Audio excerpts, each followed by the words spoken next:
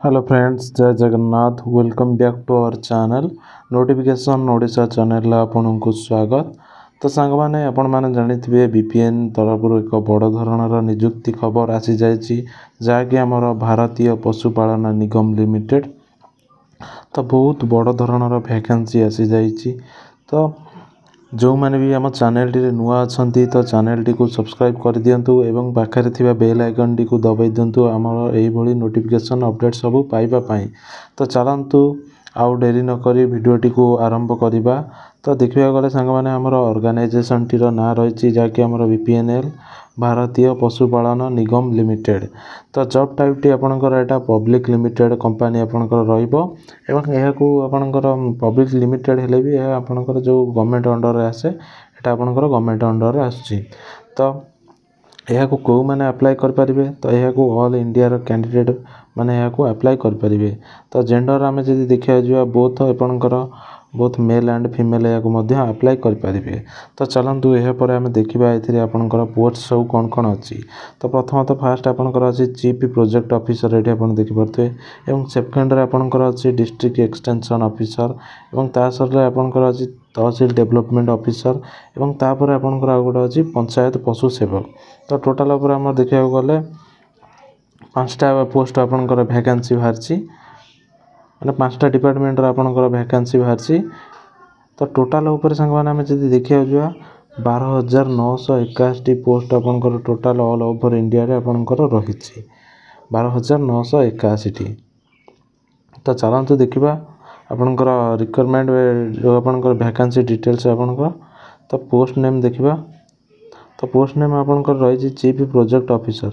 तो chief project officer आपणकर total ऊपर आपण जदी देखिबे 44 टा वैकेंसी आपणकर चीफ प्रोजेक्ट ऑफिसर आपणकर टोटल ऑल ओवर इंडिया रे रही एवं डिस्ट्रिक्ट एक्सटेंशन ऑफिसर आपणकर 440 टी रही ऑल ओवर इंडिया रे एवं तहसील डेवलपमेंट आपणकर जो ऑफिसर टा रही ता आपणकर रही 2121 टा आपणकर रही ऑल ओवर इंडिया रे एवं पंचायत पशु सेवक एटा आपणकर बहुत बड़ धरणर देखि परते 10,376 टा वैकेंसी आपणकर एते रही टोटल ऑल ओवर इंडिया रे पंचायत पशु सेवक। तो एप्लिकेशन मोड संग माने आपण मानकर एटा रहइबा आपण केवल ऑनलाइन माध्यम रे आपण अप्लाई कर परिबे एवं जॉब लोकेशन आमे जदी देखिबा अक्रॉस इंडिया आपणकर रहइबा। तो जे आपण जे स्टेट रहितो से स्टेट रे जे पकेले आपण से स्टेट रे पोस्टिंग आपण पाइबे।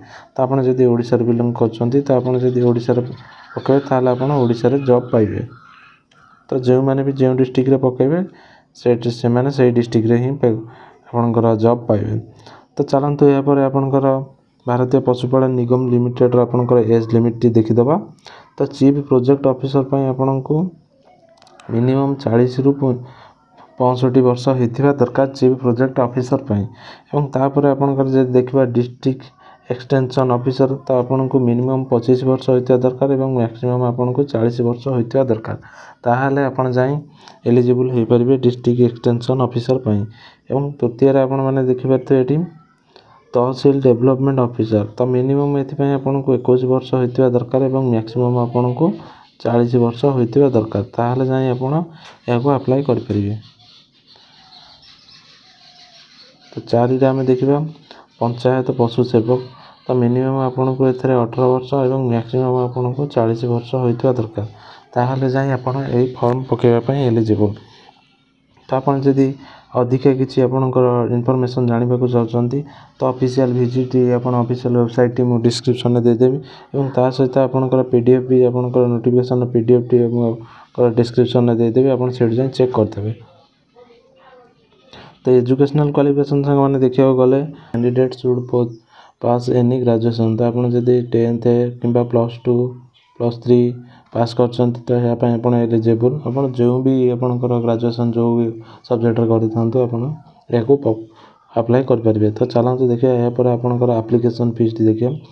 तो चीफ प्रोजेक्ट ऑफिसर पय आपणकर 1534 टंका आपणकर एप्लीकेशन फी रहइबो एवं तापर आपणकर डिस्ट्रिक्ट एक्सटेंशन ऑफिसर पय 1180 टंका आपणकर रहइबो एठी देखि परथबे एप्लीकेशन फी एवं तहसील डेवलपमेंट ऑफिसर पय आपणकर 944 टंका एप्लीकेशन फी रहइबो एवं तापर आपणकर पंचायत पशु सेवक पय आपणकर 708 टंका आपणकर रहइबो आप्लिकेसन फी। तो सैलरी चलते देखा यह आपंकर आप्लिकेसन फी। तो यहाँ पर आपंकर सैलरी देखा। तो सैलरी आपंकर चीफ प्रोजेक्ट ऑफिसर आपंकर 75,000 आपंकर पर मंथ रहिबो सैलरी। एवं तापर आपंकर डिस्ट्रिक्ट एक्सटेंशन ऑफिसर आपंकर ये देखिए 50,000 पर मंथ सैलरी रहिबो। एवं तहसील डेवलपमेंट ऑफिसर मानकर 40,000 पर मंथ सैलरी रहिबो। एवं पंचायत पशु सेवकर 28,500 आपंकर पर मंथ सैलरी रहिबो। तो यह थिला आपनकर सैलरी विषय। तो चलते देखा सिलेक्शन प्रोसेस आपनकर कौन केमिति रहिबो। तो selection process completely based on stage which is mention below. तो आपनकर फास्ट आपनकर ऑनलाइन एग्जाम हबो आपनकर रिटन हबो। तो ऑनलाइन एग्जाम आपण एथरे आपण पास कर साला पर तापर आपनकर इंटरव्यू हबो। एवं इंटरव्यू पर आपनकर डॉक्यूमेंट वेरिफिकेशन तापर आपण पोस्टिंग पाइबे। तो चलते देखिए आपनकर इवेंट आउट डेट्स आपनकर देखा। तो आम देखा गले नोटिफिकेशन आपनकर 25 एप्रिल आपनकर नोटिफिकेशन आसला। तो ऑनलाइन एप्लिकेशन ऑलरेडी स्टार्ट हो सारा 25 एप्रिल ठारू। एवं लास्ट डेट आपनकर 11 मे आपनकर लास्ट डेट। तो आप ट्राए करूँ आपनकर 11 मे पूर्व आपनकर पकेवाई ना लास्ट को आपण मैंने जानते बहुत असुविधा हुए फॉर्म पकेबार। तो चलतु यह आपनकर टोटाल आपनकर इनफॉरमेशन भारतीय पशुपालन निगम लिमिटेड तरफ। तो वीडियोटी को जदि भल लगी था लाइक शेयर सब्सक्राइब करदे आम चैनल टी को।